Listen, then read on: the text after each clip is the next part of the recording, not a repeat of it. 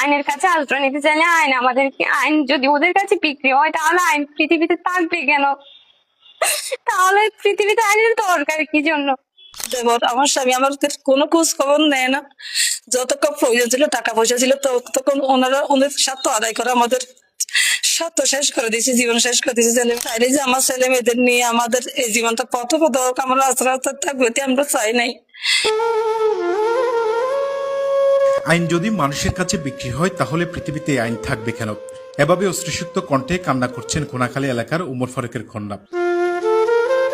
বারবার নিজ জন্মদাতা পিতার কাছে ফিরে যেতে চেয়েও নানানি জটিলতায় অধিকার থেকে বঞ্চিত হচ্ছেন এই 3 নিষ্পাপ শিশু। পিতার পরকীয়ার কারণে সৃষ্টি হয় পারিবারিক কলহ। এরপর পূর্বের স্ত্রী জুলফিকার বেগম এবং 2 কন্যা সন্তান ও একজন মাদ্রাসা পড়ুয়া ছাত্রকে ঘর থেকে জোরপূর্বক বের করে দেওয়া হয়। বর্তমানে উমর ফারুক প্রথম স্ত্রীকে তার প্রাপ্ত অধিকার থেকে বঞ্চিত করে সংসার করছেন দ্বিতীয় স্ত্রীর সঙ্গে। জুলফিকার বেগম জানান, তিনি ইতিপূর্বে এনজিও কর্মী ও শিক্ষকতা করে প্রায় 5 লক্ষাধিক টাকা তার স্বামী ও সংসারের পেছনে ব্যয় করেছেন। পরে চাকরি থেকে অবসর নেওয়ার পর শেষ হয় অর্থবিলাসিতা। সে থেকে শুরু হয় উমর ফারুকের পরকীয়া এবং পারিবারিক কলহ। এ ঘটনায় তিনি আইনি সহযোগিতা থেকে বারবার ধাক্কা খেয়ে বর্তমানে 3 সন্তান নিয়ে মানবেতর জীবনযাপন করছেন। শেষে নিরুপায় হয়ে সন্তানদের আশ্রয় ও ভবিষ্যতের দিকে তাকিয়ে স্বামীর অধিকার ফিরে চেয়ে সংবাদ সম্মেলন করেছেন। এ সময় তিনি জানান, আমার নাম জুলফিকার বেগম, আমার পিতা মোস্তাক আহমদ এমইউপি সাবেক, উনি মৃত এখন। তাহলে আমি দিদি চেয়ারম্যানের বাতিজা হোসেন মোহাম্মদ ফারুক, অর্থাৎ ওনার অ্যাডভোকেট মোহাম্মদ ইয়াসিন আর মোশারফ হোসেন ফরহাদের বড় ভাইয়ের বউ। দীর্ঘদিন যাবৎ আমরা সুন্দরভাবে বিয়ে করে অনেকদিন যাবৎ সুন্দর জীবনযাপন করেছিলাম। শেষ পর্যায়ে গিয়ে আমার স্বামী পরকীয়া করার কারণে আমার সংসারে অশান্তি আসে, যার কারণে আমি বিগত অনেক চাকরি বাকি করে টাকা পয়সা রোজগার করতাম। কোনাখালী বাসিন্দার ওরা জানতো। 19 সালতার সুযোগ আমার টাকা পয়সাকে কামিন দিয়েছিলাম তো একদম কম, যার কারণে উনি আমাকে এখন আমার 3টে ছেলে মেয়েকে সহ নিয়ে বিভিন্ন ভাবে নির্যাতনের কারণে আমি ঘর থেকে বের করে আমি চলে আসি। এখন আমি আমার ছেলে মেয়েদের নিয়ে আমি কষ্ট করে দর্জি কাজ করে জীবিকা নির্বাহ করি। কিন্তু আমার শাশুর বাড়িতে আমার শাশুর শাশুড়ি দেবর আমার স্বামী আমার কোনো খোঁজ খবর নেয় না। যতক্ষণ প্রয়োজন ছিল টাকা পয়সা ছিল তখন ওনারা ওদের স্বার্থ আদায় করে আমাদের স্বার্থ শেষ করে দিয়েছে, জীবন শেষ করে দিয়েছে ছেলে মেয়েদের। কিন্তু আমি চাইলে যে আমার ছেলে মেয়েদের নিয়ে আমাদের এই জীবনটা পথ হোক, আমরা রাস্তা রাস্তা থাকবো, এতে আমরা চাই নাই।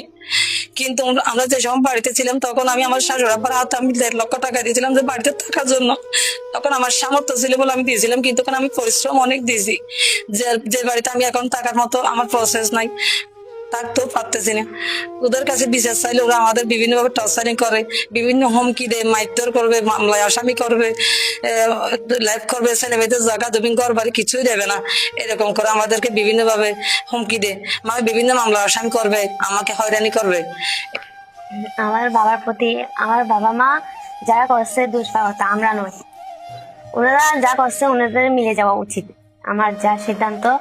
তাছাড়া আমরা তো কোনো অপরাধ করি নাই, আমরা কেন সব ভুগবো?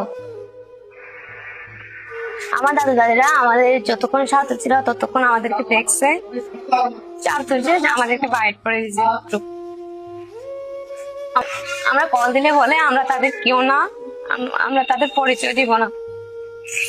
আইনের কাছে আশ্রয় নিতে চাইলে আইন যদি ওদের কাছে বিক্রি হয় তাহলে আইন পৃথিবীতে থাকবে কেন? তাহলে পৃথিবীতে আইনের দরকার কি জন্য? আমার বাবার অধিকার আমরা ফিরে পেতে চাই। আমাদেরকে বলে আমাদের থেকে ত্যায্য পুত্র করে দিবে। কারণ আমি বলেছি আব্বু, মানে আমরা বলতেছি যে আমাদেরকে যদি না দেখেন আমাদের অপরাধটা কি, আমাদেরকে তাহলে মেরে ফেলেন, না হলে ত্যায্য পুত্র করে দেন। তো উনি বলছে যে ত্যায্য পুত্র করে দিব। আচ্ছা ঠিক আছে, উনি নিজে বলছে। আমরা যদি আইনের আশ্রয় নিই তাহলে ওনারা বারবার আমার চাচা চাচারা টাকা দিয়ে আইনটাকে মানে নরম করে ফেলে বারবার। আমরা যদি আইনের আশ্রয় নিই তাহলে এখানে যদি কিছু সাহায্য না পাই তাহলে আমরা আইনের আশ্রয় নিবো কেন? পৃথিবীতে যদি আইন না থাকে তাহলে হত্যা করে মেরে ফেলো। তখন যদি আইন আমাদের ধরতে আসে তখন আমরা আমাদের অধিকার ফিরে পেতে চাই, এতটুকু আমি জানি। এরকম কথা যখন তাদের কাছে আমরা কোনো বিচারের সুরাহা করি তখন ওরা গিয়ে বিচারের মধ্যে গিয়ে ওরা টাকা দিয়ে পয়সা দিয়ে সব বিচার শেষ করে দেয়। আমার টাকা পয়সা প্রায় 8 থেকে 10 লাখ মতো আমার চাকরি জীবনের টাকা সব শেষ করে দিছে। কিছু আমার কোনো সামর্থ্য নাই, কিন্তু কোনাকালীবাসী সবাই সাক্ষী দেবে যে আমার কত টাকা ছিল, আমি কি করতাম, আমার টাকা কিভাবে উনি অনিষ্ট করছে।